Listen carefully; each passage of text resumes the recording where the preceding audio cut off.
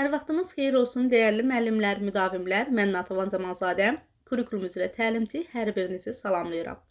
Bu günləri Time Test Bankında olan ümumi sınaqların izahını verəcəm. İzaha başlamamışdan əvvəl onu qeyd edim ki, siz bizim sınaq qrupumuza qoşularaq daha çox testlər işləyə bilərsiniz, daha çox suallar işləyə bilərsiniz. İmtahan bazanızı möhkəmləndirmək üçün, imtahanda situasiyaları rahat təhlil edib cavabı rahat tapmağınız üçün çoxlu suallar işləmək, çoxlu situasiyalar işləmək vacibdir. Və bunun üçün bizim sınaq qrupumuzda qoşulmaq da vacibdir. Belə ki, sınaq qrupumuzda həftə ərzində sizə sınaqlar göndərilir. Burada yalnız siz sınaqları işləmirsiniz. Həmçinin sınaqların izahını dinləyirsiniz ki, bu sizin təhlil qabiliyyətinizi formalaşdırır. Və özümün tərtib elədiyim yüzlərlə, minlərlə situasiya tipli suallar, həmçinin son 4-5 ilin MİQ və sertifikasiya imtahanında istifadə olunmuş sualları sınaq formasında işləmək istəyirsinizsə, məhz bizim sınaq qrupumuza qoşula bilərsiniz. Sınaq qrupuna qoşulmaq üçün 050 837 0305 nömrəsinə yazaraq dərslərimiz haqqında geniş məlumat əldə edə bilərsiniz. Onu da qeyd edim ki, sınaq qrupunun ödənişi bir dəfədir. Yalnız bir dəfə minimum ödəniş ödəməklə siz imtahan gününə qədər sınaqlarla təmin olunursunuz. Başlayaq sualın izahına. Deyək, şagird dərs zamanı tez-tez danışır və öyrənmə prosesini pozur. Müəllim bir neçə dəfə onunla bu barədə danışır, xəbərdarlıq edir, lakin o davranışını düzəltmir. Müəllim davranışı idarə etmək üçün qayda qoysa da, şagird yenə də dəyişmir. Nəticədə müəllim qaydaya əməl etmədiyinə görə şagirdi cəzalandırır. Cəza olmaz. Bu səbəbdən valideyn məktəbə müraciət edərək bildirir ki, müəllimdən şikayət edir. Bu vəziyyətdə müəllim valideynlə münasibəti gərginləşdirmədən problemi konstruktiv şəkildə həll etmək üçün hansı yanaşmanı seçməlidir? Valideynlə görüşdə qaydaların hamı üçün eyni olduğunu vurğulayıb, şagirdin intizam pozuntularını əsaslandırmaq və tətbiq olunan cəzanın zəruri olduğunu izah etməklə qərarını dəyişdirməyəcəyini bildirmək. Baxın müəllimlər, qeyd etdiyim kimi, cəza olmaz. Şagirddə nə qədər davranış problemi olsa da, biz onu cəzalandırmamalıyıq. Biz onunla fərdi söhbət etməliyik, maarifləndirici söhbətlər etməliyik, lazım gəlsə psixoloqa göstərməliyik. Amma cəza olmaz. Valideyn də deyib, müəllim də mən dəyişməyəcəm də cəzamı, qərarımı dəyişməyəcəm, cəzamı dəyişməyəcəm. Bu təbii ki, düzgün müəllim-valideyn münasibətinin qorunmasına ziddir. Ona görə A bəndi getdi. B-yə baxırıq. Valideynin narahatlığını dinləyərək empatiya göstərmək, hadisəni faktlara əsasən izah etmək, şagirdin davranış səbəblərini birgə araşdırmağı və ev-məktəb əməkdaşlığı çərçivəsində ortaq davranış planını hazırlamağı təklif etmək. Həqiqətən də. Yəni, valideynin narahatlığını dinləyirsən, empatiya göstərsən ki, mən səni başa düşürəm, narahatçılığınızı, gərginliyinizi, hər bir şeyinizi anlayıram. Amma bu fakt da belədir ki, bu uşaq bu kimi davranışlar göstəribdir. Buna görə də biz birgə çalışaq. Siz evdə nəzarət edin, mən məktəbdə nəzarət edeyim. Yəni, birgə şəkildə əməkdaşlıq edək ki, şagirdin bu davranışını biz aradan qaldıraq. Doğru cavab B bəndidir. Növbəti cavablara baxaq. Şagirdin davranışını daha detallı şəkildə sənədləşdirib, valideynə təqdim etmək və məsuliyyətin əsasən ailə nəzarəti ilə bağlı olduğunu incə formada vurğulamaq. Bu nə qədər incə formada vurğulasan da, burada bir incəlik yoxdur, müəllimlər. Yəni, bir növ bilirsiniz necə? Deyirsən ki, sən uşağına tərbiyə verməmisən. Yəni, ailə nəzarəti ilə bağlıdır, evlə bağlıdır, ailədəki tərbiyə ilə bağlıdır. Olmaz axı valideynə bu cür bildirmək. Münaqişənin böyüməməsi üçün cəzanı yumuşaltmaq və valideynə kompromis olaraq gələcəkdə daha sərt tədbirlərə əl atmayacağını bildirmək. Elə bil ki, münaqişənin böyüməməsi üçün cəzanı yumuşaldırsan, deyirsən ki, gələn dəfə belə vurmaram və yaxud da belə təhqir eləmərəm, belə cəza vermərəm, yəni biraz yumuşaldaram cəzanı. Yenə bu düzgün ünsiyyət, düzgün münasibət deyil, getdim. Məktəb rəhbərliyinin iştirakı ilə rəsmi görüş təşkil edib, vəziyyətin necə bu hala gəldiyi barədə, həmçinin qaydaların pozulmasının nəticələri barədə valideyni məlumatlandırmaq, məktəbin mövqeyini müdafiə etmək. Hər hansı bir problem yaranırsa, mən həmişə dərsdə də müəllimlərimizə deyirəm ki, necə bizim ailəmizdə problem yarananda İstəmirik onu kimsə bilsin. Bizim sinifimizdə problem yarananda da biz birinci onu özümüz cəhd etməliyik həll eləməyə. Yəni bir həllinə biz özümüz cəhd edək, görək bu alınırmı? Yoxsa elə bir problem yaranan kimi o saat məktəb direktoruna, məktəb rəhbərliyinə, nə bilim psixoloqa, ona buna xəbər vermək lazım deyil. Özümüz həll etməliyik. Görsək ki, bu problem bizi aşır, biz həll edə bilmirik, onda biz rəhbərliyə müraciət etməliyik. Yəni rəsmi görüş təşkil edib, yəni rəhbərliklə iclas təşkil etmək, yəni bu da əgər proses gərginləşərsə bunu etmək lazımdır. Amma valideyn sadəcə gəlib etiraz bildirirsə, biz valideynlə əməkdaşlıq edərik, empatiya, dinləyərik, yəni anladığımızı nümayiş etdirərik. Ona görə Y bəndi də doğru deyil. Birinci sualın doğru cavabı B bəndir. İkinci suala baxırıq. İkinci sualda nə deyir? Baxaq. Deyir ki, müəllim yeni mövzunu izah etdikdən sonra şagirdlərə fərdi şəkildə icra edə biləcəkləri tapşırıq verir. Tapşırıq zamanı bəzi şagirdlər mövzunu tam anlamadığı müşahidə olunsa da, müəllim dərsin planından kənara çıxmamaq üçün müdaxilə etmir və tapşırığın sonunda ümumi nəticələri yoxlayacağını bildirir. Verilmiş situasiya ilə bağlı doğru fikri müəyyən edin. Baxın müəllimlər, bu cür situasiyalarda, bu cür mövzularda uşaq dərsi başa düşməyibsə, tam anlamayıbsa, müəllim də bunu görür, amma deyir ki, mən planımda dəyişiklik edə bilmərəm, anlayan anlasın, anlamayan anlamasın da, yəni müdaxilə etmirsə və ümumi də bir nəticəyə gəlirsə, yəni 500 nəfərin cavab verməsi ilə, misal üçün 20 nəfər şagirddə 5 nəfər cavab verib, 15 nəfər cavab verməyib. Yəni bununla da bir ümumi nəticə çıxarır ki, bilən bildi. İndi deyir, verilmiş situasiya ilə bağlı doğru fikri müəyyən edin. Baxaq görək doğru fikir hansıdır. Baxaq. Birdə qeyd olunur ki, müəllim təlim prosesinə dərhal müdaxilə etmək əvəzinə planın icrasını prioritləşdirərək diferensial dəstəyə gecikdirir. Həqiqətən də müəllim dərhal müdaxilə etməyə əvəzinə başlayır, yəni bir növ örtbasdır eləyir də, tez ümumi nəticəyə gəlir. Yəni bu həqiqətən də doğrudur, müəllim düzgün fəaliyyət göstərmir. Biri birdir. Müəllim dərs planına sadiq qalmaqla təlimin ardıcıllığını və məqsəd yönlülüyünü təmin etdiyi üçün adaptiv yanaşma effektiv şəkildə tətbiq edilmiş olur. Xeyr, adaptiv yanaşma burada effektiv təşkil olmuyor. Adaptiv yanaşma odur ki, sən anında buna düzəliş edəsən, istiqamət verəsən, şagirdləri öyrənməyə təşviq edəsən. Müəllim heç nə eləmir, axı müəllim də ümumi nəticəyə gəlir, heç bir dəyişiklik eləmir də planında. 2 getdi. Tapşırıq zamanı müşahidə olunan çətinliklərə operativ müdaxilə edilməməsi formativ qiymətləndirmə imkanlarının tam istifadə olunmamasına şərait yaradır. Formativ qiymətləndirməni biz nə zaman aparırıq? Görürsünüz, həmişə deyirəm ki, dərsin sonunda yox, dərs boyu və dərsin sonunda. Dərs boyu aparılan qiymətləndirmədir. Dərs boyu da olur, dərsin sonundadır. Biz də şagirdlərə formativ qiymətləndirmə edərkən nə edirik? Rəy veririk, konstruktiv rəy veririk.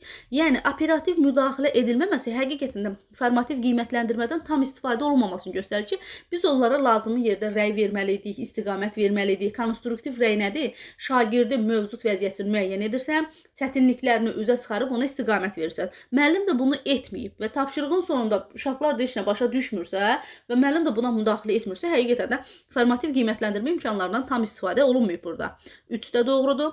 Müəllim tapşırığın sonunda ümumi yoxlama aparmaqla fərdi öyrənmə ehtiyaclarını eyni səviyyədə qiymətləndirə və boşluqları kompensasiya edə bilər. Ümumi yoxlama ilə fərdi öyrənmə necə əlaqələndirir? Biri var, müəllim ümumi nəticəyə gəlir. Fərdi şəkildə şagirdlərlə nəticəyə gəlməyib, baxı bizim situasiyada qeyd olunduğu kimi. 4də getdi. Müəllimin yanaşması şagirdin müstəqil işləməsinə şərait yaratsa da, öyrənmə boşluqlarının aradan qaldırmasına xidmət etmir. Həqiqətən də elədir. 5-i də götürürük. 1, 3, 5. Yəni, müəllim tapşırıq verir ki, işləyin, yəni müstəqil şəkildə işləyin. Buna şərait yaradır. Amma şagirdləri də işləyə bilmir, dərsi başa düşmədikləri üçün. Yəni, bunu da müəllim aradan qaldırmır bu boşluğu. Doğru cavab A bəndir. Növbəti 3-cü suala baxırıq. 3-cü sualda uyğunluq sualıdır. Cədvələ əsasən uyğunluğu müəyyən edin. Doğrudan doğru, yanlışdan yanlışı götürmüş olacağıq. Məktəbdə oxu marağının azalması problemi təhlil olunur. Bu problem təhlil olur ki, niyə oxuya maraq azalıb? Şagirdlər əvvəlcə səbəbləri araşdırır. Şagirdlərin maraq dairəsinə uyğun kitab siyahısı hazırlanır. Aylıq müzakirə klubu təklif edilir. Təkliflərin necə işləyəcəyi və hansı nəticə verəcəyi əsaslandırılır. Produktiv təfəkkür. Bəli, həqiqətən də burada produktiv təfəkkürdür. Yəni bu əvvəlcədən oxum azalma problemi təhlil olunur, səbəb-nəticə əlaqəsi müəyyən olunur, bunun həll yolu deyilirsə, bu produktiv təfəkkürü dəstəkləyir. Bir doğrudur. Eyni mövzu bir dərsdə müəllimin izahı ilə, digər dərsdə isə problem üzərində şagird işi ilə tədris olunur. Hər iki yanaşmanı müqayisə edin və hansı şəraitdə hansının daha effektiv olduğunu əsaslandırın. Analitik təfəkkür həqiqətən də analitik təfəkkürdür. Çünki sən analiz edirsən, təhlil edirsən ki, hansı daha effektivdir. Mən taksonomiyanın təhlil etmə mərhələsində deyirəm, təhlil etmə elədir ki, birini önə çıxarırsan, birini qabardıb götürürsən. Eyni bu da. Yəni analitik təfəkkürü sən analiz edirsən, təhlil edirsən ki, hansı yaxşıdır? Müəllimin izahı yoxsa problem üzərində təhlil. Bu da doğru fikirdir. Şagird sinifdə proyektorla işlədiyini görür. Şagird sinifdə proyektorun işləmədiyini görür və dərsin dayanmasını gözləmək əvəzinə lövhədən və dərslikdən istifadə etmək təklif edir ki, dərs davam etsin. Praktik təfəkkür, bəli, yəni bir problem yarananda onu anında həll edir. Doğru fikirdir. Şagird müşahidə edir ki, mis, dəmir və alüminium qızdırıldıqda genişlənir. Metallar qızdırıldıqda. Bu konkret faktlar əsaslanaraq nəticə çıxarır. Nəticə çıxarır ki, metallar qızdırıldıqda genişlənir. İnduktiv. Bəli, induktiv nədir? Xüsusi. Xüsusidə mis, dəmir, alüminiumla gəlir ümumi fikrə ki, sən demə metallar qızanda genişlənir. Bu da doğru fikirdir. Bizdən də uyğunluğu dediyi üçün doğrudan doğruları götürürük. 1, 2 sualın doğru cavabı. A bəndi 3-cü sualda. 4-cü suala baxırıq. 4-cü sualda nə deyir? 4-cü sual hardadır? Bu 3-dür. Uyğunluq. Yəqin ki, bu 4-dür. Hə, 4-ə baxaq. Budur. 4-cü sual. Müəllim bir mövzunu tədris edərkən dərsi müxtəlif fəaliyyətlər üzərində qurur. Şagirdlər mövzunu yazılı şəkildə ifadə edir. Bəziləri vizual təqdimatlar hazırlayır. Digərləri isə mövzunu gündəlik həyatla əlaqələndirir. Yəni üstü inteqrasiya edir. Dərs zamanı müəllim şagirdlərə yönəldici suallar və qeydlərlə dəstək olur. Yəni fasilitatorluq edir. Görürsünüz, hazır informasiyanı vermir. Müəllim yönəldici suallar verir. Müəllimin bu yanaşmasının şagirdlərin öyrənmə nəticələrinə təsiri ilə bağlı hansı müşahidə daha əsaslı hesab edilə bilər? Şagirdlər tapşırıqları fərqli formada yerinə yetirdikləri üçün mövzunun qısa müddət ərzində daha asan xatırlayır. Bu yanaşma onların müstəqil tətbiq bacarıqlarına ciddi təsir göstərmir. Niyə ciddi təsir göstərməsin ki?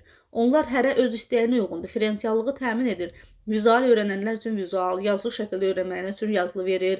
Fənüstü həyatla əlaqələndirmək istəyənlər üçün fənüstü inteqrasiyanı təmin edirsə, bu niyə şagirdin müstəqil bacarıqlarına ciddi təsir göstərməsin ki? Əksinə göstərir. A bəndi getdi. Şagirdlər mövzuya öz bacarıqlarına uyğun yanaşır. Zamanla müəllimin istiqamətinə daha az ehtiyac duyur və öyrəndiklərini yeni tapşırıqlarda tətbiq etməyə başlayırlar. Həqiqətən də bu belədir.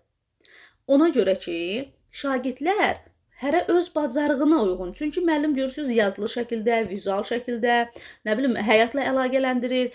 Yəni hərə öz bacarıqlarına uyğun tapşırıq verir. Hərə öz bacarıqlarına uyğun yanaşır mövzuya və zamanla da bunlar artıq öz istəklərinə uyğun, öz potensiallarına uyğun tapşırıq seçdikləri üçün müəllimin istiqamətinə daha az ehtiyac duyurlar və öyrəndiklərini yeni tapşırıqlarda, yeni misallarda tətbiq etməyə başlayırlar. Doğru cavab B bəndidir 4-cü sualda. Digər variantlara baxaq. Şagirdlər müxtəlif fəaliyyətlərə cəlb olunduqları üçün dərsdə maraq artır. Öyrənmə əsasən müəllimin verdiyi istiqamət çərçivəsində baş verir. Öyrənmə çərçivədə baş vermir müəllimlər. Gördüyünüz kimi müəllim seçim verir imkana şagirdlərə, seçim imkanı verir şagirdlərə. Necə çərçivə ola bilər? Getdi. Şagirdlər mərhələli dəstək sayəsində tapşırıqları yerinə yetirir. Dəstək azaldıqda eyni səviyyədə nəticə göstərməkdə çətinlik çəkirlər. Xeyr, əksinə əvvəl dəstək göstərir, dəstəyə çəkəndən sonra şagirdlər müstəqil, daha sərbəst, daha rahat işləyirlər. Bu da getdi. Şagirdlər fərqli yanaşmalarla işlədikcə mövzu ilə bağlı fikir mübadiləsi genişlənir və bu, biliklərin yeni situasiyada tətbiqinə birbaşa təsir etmir. Əksinə, birbaşa təsir edir. Getdi. Doğru cavab 4-cü sualda B bəndi. 5-ci suala baxırıq. Müəllim yeni mövzunu təqdim edərkən əsas anlayışı lövhənin mərkəzində qeyd edir və şagirdlərdən bu anlayışla bağlı biliklərini bölüşməyi xahiş edir. Səsləndirilən fikirlər anlayışın ətrafında yazılır. Oxşar ideyalar əlaqələndirilir və dərs irəlilədikcə yeni anlayışlar əlavə olunaraq ümumi struktur genişləndirilir. Müəllimin tətbiq etdiyi bu fəaliyyətin şagirdlərin idrak və öyrənmə prosesinə təsiri ilə bağlı üstünlüyü müəyyən edin. Baxın, siz burada hansı iş üsulunu görə bildiniz? Burada hansı iş üsulu? Müəllim yeni mövzunu təqdim edərkən əsas anlayışları lövhənin mərkəzində qeyd edir və şagirdlər də bu anlayışlarla bağlı biliklərini bölüşür. Burada biz klaster iş üsulunu görə bilirik. Yəni, mərkəzdə qeyd edirsən hər hansı fikri və şagirdlər fikirlərini qeyd edirlər. Misal üçün, yazırsan isim, indi şagird yazır, əşyanın adını bildirir, nə bilim, hallanır, tək də olur, cəm də olur, konkret olur, ümumi olur. Bu cür fikirlərini davam edirlər və bu görürsünüz, deyir, səsləndirilən fikir anlayışın ətrafında yazılır, oxşar ideyalar əlaqələndirilir. İndi baxaq görək bizdə nə istəyir? Şagirdlərin yaradıcı təfəkkür bacarıqlarını inkişaf etdirir və mövzuya fərdi yanaşma nümayiş etdirir. Baxın, müəllimlər, biliklərini bölüşməyi deyir, xahiş edilir. Burada öyrəndiyimi bölüşürəm. Burada yaradıcılıq nə var ki? Mən yaradıcı yeni ideya, yeni fərziyyə, yeni təklif irəli sürmürəm ki. Ona görə A bəndi getdi. Şagirdlər əvvəlki biliklərini aktivləşdirir. Bəli. Onlarda məntiqi təfəkkür daha yaxşı inkişaf etmiş olur. Çünki səbəb-nəticə əlaqəsi. Yəni, bu biliklərini əlaqələndirirlər. Doğru cavab B bəndidir. Şagirdlər ünsiyyət və təqdim etmə bacarıqları güclənir və onlar fikirlərini daha sərbəst ifadə etməyə başlayırlar.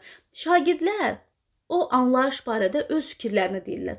Burada qrup işi deyil, birgə fəaliyyət yoxdur, nə bilim, cütlərlə iş deyil, əməkdaşlıq yoxdur ki, burada deyəsən ki, ünsiyyət və təqdimat. Burada nəyi təqdim edirlər ki?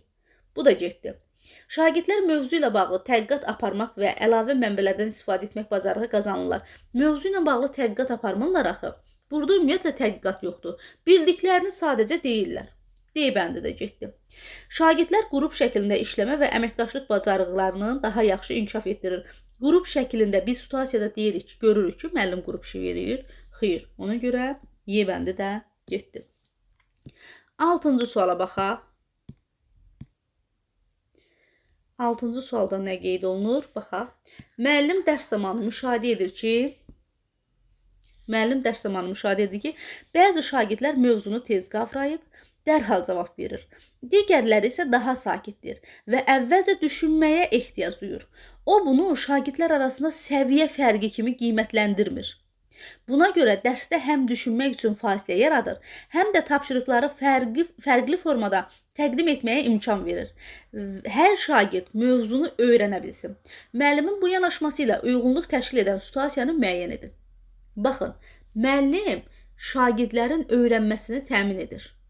Müəllim şagirdlərin tez cavab verməsi, dərhal cavab verməsini onların fərqi kimi qiymətləndirmir. Yəni, öyrənmə səviyyəsi kimi qiymətləndirmir. Elə bir ki, müəllim düşünmür ki, kim tez cavab verirsə, o yaxşı oxuyur, o yaxşı bilir, o yaxşıdır. Yəni, bu fərq kimi görürsünüz, deyir, qiymətləndirmir. İndi baxaq. Müəllim dərsin sonunda əlavə məşğələlər planlaşdırır ki, mövzunu daha gec qavrayan şagirdlər də faydalansın. Yoxdur axı, elə bir şey ki, əlavə tapşırıqlar verir, əlavə misallar verir. Burada situasiyada qeyd edir ki, tapşırıqları fərqli formada təqdim etməyə imkan verir ki, hər şagird mövzunu öyrənə bilsin. Yəni, bizim situasiyamızda elə şey yoxdur, axı, gec cavab verənlər üçün fərqli tapşırıq versin. Ona görə A bəndi getdi. 6-cı sualda.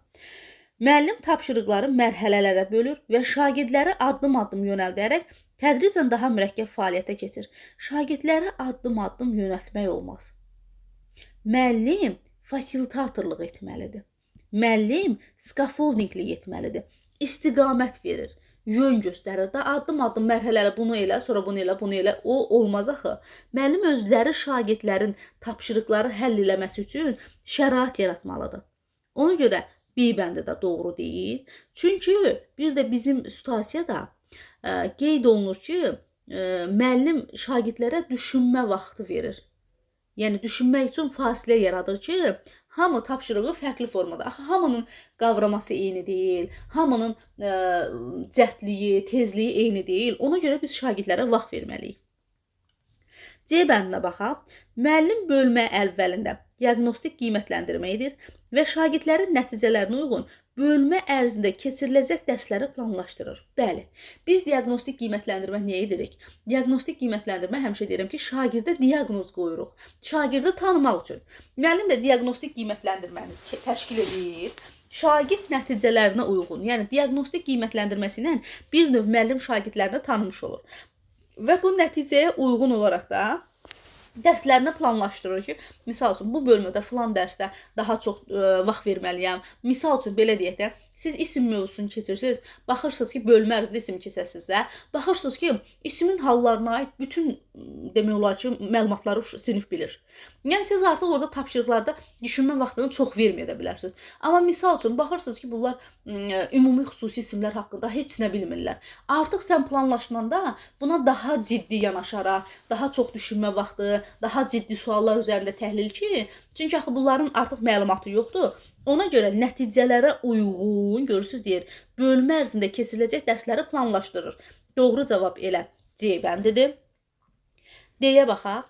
Müəllim dərsdə emosional rahatlığı ön planda saxlayır. Müəllimlər, bizim situasiyamızda emosiyalarda nəsə söhbət gedir ki, özünü idarə etmə, nə bilim, özünü dərk etmə, özünü tənzimləmə. Burada nə var ki, empatiya, belə bir şeydən söhbət getmir axı bizim situasiyamızda ki, biz götürək ki, emosional rahatlıq ön plandadır. Yəni, burada emosiyalardan nə gedir ki, sadəcə olaraq uşaqların tapşırıq işləməsindən söhbət gedir da. Ona görə D bəndi də getdi. Müəllim dərsin tempini sinifin ümumi səviyyəsinə uyğun tənzimləyir və mövzunu hamı üçün aydınlaşdırmağa çalışır. Dərsin tempini sinifin ümumi səviyyəsinə uyğun tənzimləmək olmaz. Dərsin tempini şagirdlərin fərqliliklərinə uyğun olaraq biri tez işləyir, biri gec işləyir. Necə bunu ümumi şəkildə uyğunlaşdıraq? Ona görə Y bəndi də getdi.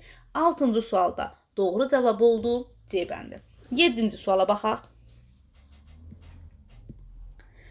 7-də görək nədir? Baxaq. Qeyd olunur ki, 7-ci sualda müəllim sinifdə şagird yönümlü yanaşmadan istifadə edərək dərsi qurur.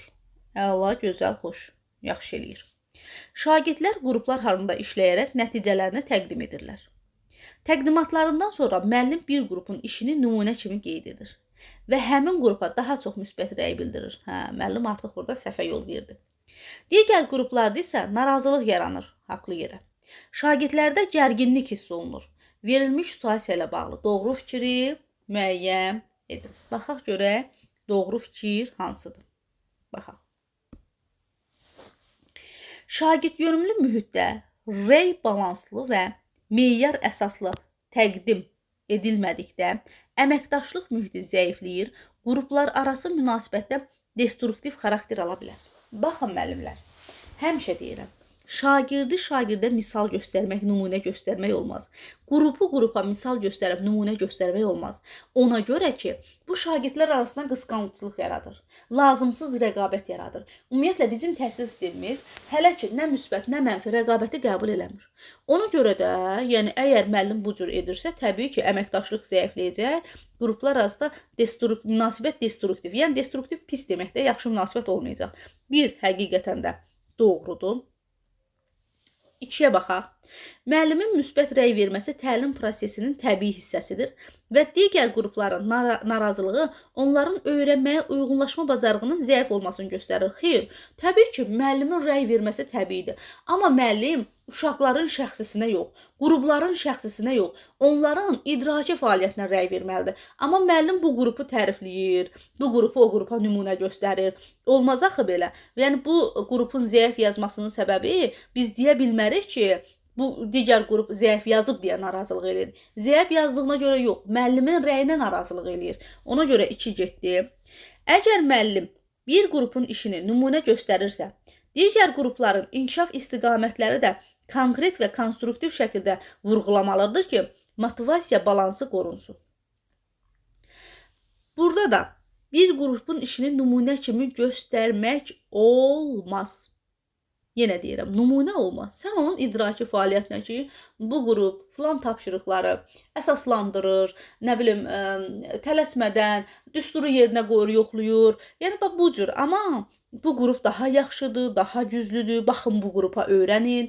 Bunlar necə işləyir, bir baxın, onlar kimi işləyin. Yəni, bu cür nümunə göstərmək olmaz. Getdi. Şagird yönümlü yanaşmada müəllimin bir qrupu açıq şəkildə digərindən üstün tutması, görürsünüz, şagirdlərin daxili motivasiyasını mənfi təsir göstərə bilər. Əlbəttə ki, onları qapalı düşüncə tərzinə sala bilər müəllimin bu cür rəyi. 4 də doğrudur. Doğru cavab 1, 4, Y bəndi. Növbəti 8-ci suala baxaq. 8-də görək bizdən nə istəyir. 8-ci sualda qeyd olunur ki, müəllim müşahidə edir ki, şagirdlərdən biri dərsdə fəal iştirak etmir. Sinif yoldaşları ilə ünsiyyətdən yayınır. Bu şagird son zamanlar tapşırıqları da yerinə yetirmir. Sakit və qapalı davranışları dərsin axıcılığına mane olmasa da, müəllim bu vəziyyətin onun inkişafına mənfi təsir edə biləcəyini düşünür. Müəllimlər, situasiyanı oxuyarkən situasiyanı özünüzünküləşdirin. Müşahidə edirsiniz ki, bir şagird dərsdə iştirak etmir, uşaqlarla ünsiyyəti zəifləyir, tapşırıqları yerinə yetirmir, sakit, qapanıb özünə durub. Yəni, bu sənin dərsinə mane olmur, bu. Yəni, dərsin axıcılığına görürsünüz, deyir, mane olmur. O sakitcə orada yerində oturub da. Amma siz müəllim olaraq məsuliyyət daşıyırsınız, narahat olursunuz ki, bu uşaq bu cür davam etsə, bu onun inkişafına təbii ki, mənfi təsir edə bilər. İndi deyir, bu vəziyyətdə müəllim necə davransa, daha doğru olar. Şagirdə ciddi xəbərdarlıq edərək tapşırıqların yerinə yetirməməsinin qiymətləndirməyə təsir edəcəyini bildirmək. Bu şagird onsuz da özünə qapanıb. Sən buna ciddi xəbərdarlıq elə ki, oxumasan qiymətin kəsiləcək, yenə bu düzələsi deyil də, yəni bu problemi kökündən həll eləmir. A bəndi getdi. Problemi məktəb rəhbərliyinə və psixoloqa yönəltmək. O saat məktəb rəhbərliyinə, psixoloqa bayaq dediyim kimi yönəltmək olmaz. Bir problemin həllinə özün cəhd elə, gör həll eləyə bilirsən. Ona görə bu da getdi. Şagirdi əlavə dərslərə cəlb etmək və nailiyyətini inkişaf etdirmək üçün onun fərdi fəaliyyət planı hazırlamaq. Bu şagird cəlb oluna bilmir. Bu şagirdin problemi var. Şagird özünə qapanır, şagird dərsdən uzaqlaşır, uşaqlarla əməkdaşlıq eləmir. Sən buna o qədər əlavə tapşırıq ver ki, yəni bu yenə inkişaf etməyəcək. Şagirdlə söhbət apararaq davranışlarının səbəblərini anlamağa çalışmaq, dəstəyə ehtiyac olub-olmadığını müəyyənləşdirmək. Bəli, həqiqətən də biz şagirdlə fərdi şəkildə söhbət aparmalıyıq ki, bu səbəb nədir? Bu niyə bu cür davranır? Yəni bunu anlamağa çalışırıq. Lazım gələrsə özümüz dəstək oluruq, lazım gələrsə məktəb psixoloquna göstərə bilərik. Yəni görürsünüz, biz özümüz cəhd eləyirik, sonra kiməsə müraciət edirik. Yoxsa elə kör-körani həm psixoloq gəl sən bu uşaqla danış, sən bununla axı özün fərdi söhbət eləyib, səbəbini bilməmisən. Ona görə doğru cavab D bəndidir.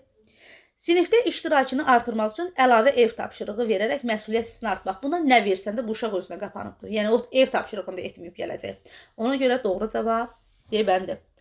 9-cu suala baxırıq. Aha, 9-a baxaq.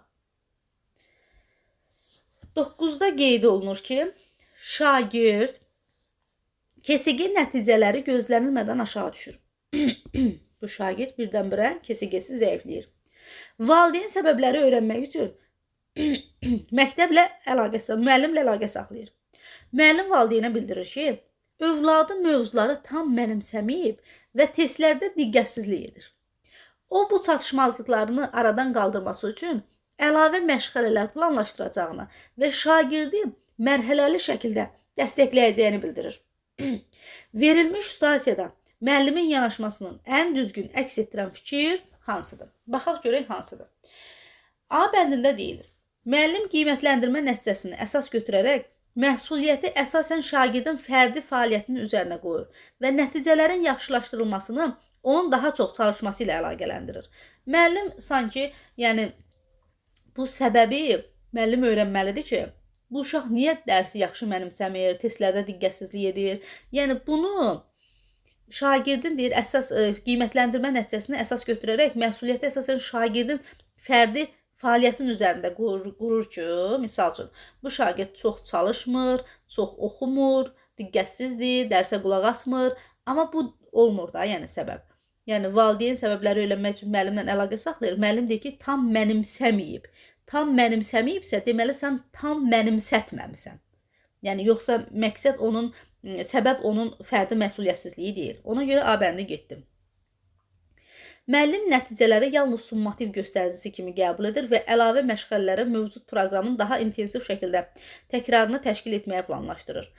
Nəticəni yalnız summativlə göstərir. Summativdə kim yaxşı yazırsa yaxşıdır, kim pis yazırsa pisdir. Amma biz summativdən əvvəl biz şagirdi bu summativə gətirib çıxarırıq da. Hə? Biz summativə qədər bunun öyrənməsini yaxşı şəkildə təmin edirik. Şagird tam mənimsəməyib, testlərə diqqətsizlik edirsə, müəllim bunu mənimsətməlidir və tapşırıqlar üzərində ciddi çalışması üçün müəllim ondan söhbət eləməlidir. Müəllim də bunu etmir axı. Ona görə B bəndə getdim. Müəllim nəticələri dəyərləndirir. Çətinliyin səbəbini müəyyənləşdirir. Görürsünüz, bir araşdırmalıdır ki, bu uşaq niyə belə yazır da? Və şagirdin fərdi ehtiyaclarına uyğun dəstək mexanizmi ilə inkişaf etdirməyə hədəfləyir. Həqiqətən də bir bunun nəticəsini dəyərləndirirsən, təhlil edirsən ki, bu uşaq niyə birdən-birə kesə-gedə zəiflədi? Və çətinliklərini, səbəbini müəyyənləşdirirsən ki, səbəb nədir? Sonra da onun fərdi ehtiyaclarına uyğun tapşırıqlar verirsən, yəni onun marağına, potensiyalinə uyğun da. Ona görə doğru cavab C bəndidir ki, C bəndindəki fikir düppədüzdür. Digər variantlara da baxaq. Müəllim aşağı nəticəni diqqətsizliklə izah edir və əsas həll yolu kimi nəzarətin gücləndirilməsi. Xeyr, yəni bu diqqətsizlik deyil ki, deyir anlamayıb, dərsi də anlamayıb. Yəni nəzarəti gücləndirsən də, bu yenə yaxşı nəticə göstərməyəcək. Müəllim valideynlə əməkdaşlıq quraraq şagirdin nəticələrini ümumi sinif göstəriciləri ilə müqayisəni aparır və mövzuların yenidən izahı ilə problemin aradan qaldırmağı planlaşdırır. Müəllim əməkdaşlıq qurur, deyir ki, bax, sinifin ümumi nəticəsi budur, sənin uşağın hamıdan zəif yazır, bu mövzunu yenidən başlayır izah eləməyə. Sən yenidən izah edirsən, mən başa düşmüşəm, sinifin yarısı başa düşüb, anlayıb, yaxşı yazırsa, yəni bir şagirddə öndər, bir də o mövzunu yenidən izah eləmək, bu artıq vaxt etkisi olar. Əsas odur ki, səbəbi müəyyənləşdirirsən, şagirdin fərdi ehtiyaclarını qarşılayırsan. Növbəti 10-cu suala baxaq. Aşağıda müəllimin dərs planlaşdırılması ilə bağlı yanaşmalar təqdim olunur. Hansı yanaşma müəllimin dərs planlaşdırma bacarığının kifayət qədər formalaşmadığını göstərir ki, yəni hansı bacarıq müəllimin planlaşdırma bacarığının tam formalaşmadığını göstərir. Baxaq. Müəllim məqsəd və fəaliyyətləri əvvəlcədən müəyyənləşdirdiyinə görə dərsdə gözlənilməz çətinliklərə uyğun planında dəyişiklik etməyə ehtiyac duymur. Baxın, müəllimin planlaşdırması nədir? Müəllim üçün bir yol xəritəsidir, istiqamətdir. Müəllim planlaşdırma edir ki, əgər dərsdə hər hansı bir problemlə rastlaşarsa, əlində bir B planı olsun, özünü itirməsin, auditoriya qarşısında həyəcanlanmasın. İndi burada da deyək ki, əvvəlcədən müəyyənləşdirdiyinə görə məqsəd və fəaliyyəti, dərsdə gözlənilməz çətinlik, bir problem yaranarsa bu dəyişmir. Amma əslində dəyişməlidir. Bəs planı niyə qurur? Ona görə A bəndi elə planlaşdırmanı düzgün aparmadığını göstərir. Müəllim dərsi planlaşdırarkən şagirdlərin əvvəlki biliklərini stimullaşdırmağa diqqətdə saxlayır və fəaliyyət zamanı buna nəzərə alır. Düppədüz fikirdir. Müəllim dərs üçün qiymətləndirmə meyarını əvvəlcədən müəyyən edir və tapşırıqları həmin meyarla əlaqələndirir. Müəllim meyarı əvvəlcədən müəyyən edib biz şagirdlərə elan etməliyik. Doğrudur. Müəllim dərsin planında əsas fəaliyyətlə yanaşı alternativ tapşırıqlar da nəzərdə tutur ki, vaxt və ehtiyaca görə seçim edə bilsin. Bəli, sən alternativ əlavə tapşırıqlarda nəzərdə tutursan ki, əgər vaxt qalarsa, imkan olarsa bu tapşırıqlarda işlədəsən. Doğrudur. Müəllim dərsi planlaşdırarkən əvvəlki dərslərin gedişini təhlil edir. Yeni dərsdəki məqsəd, fəaliyyət və qiymətləndirməni bu təhlil əsasında formalaşdırır. Bəli, deyirəm ki, dünənki dərsimdə bu strategiyadan istifadə etdim. Nəticə bir qədər də yaxşı olmadı. Çox çətinlik çəkdim dərsin mənimsənilməsi üçün. İndi bu strategiyadan istifadə edim. Yəni, əvvəlki dərslərin gedişini təhlil edib yeni plan qura bilirsən. Bu da doğrudur. Yanlış olan 10-cu sualda A bəndi. sualın izahını verdim. Növbəti sualların izahını dinləmək üçün siz bizim YouTube kanalımıza abunə olub, gündəlik olaraq paylaşılan sınaq və sual izahlarından xəbərdar ola bilərsiniz. Hər birinizə xoş dinləmələr, hər birinizə zehin açıqlığı arzulayıram.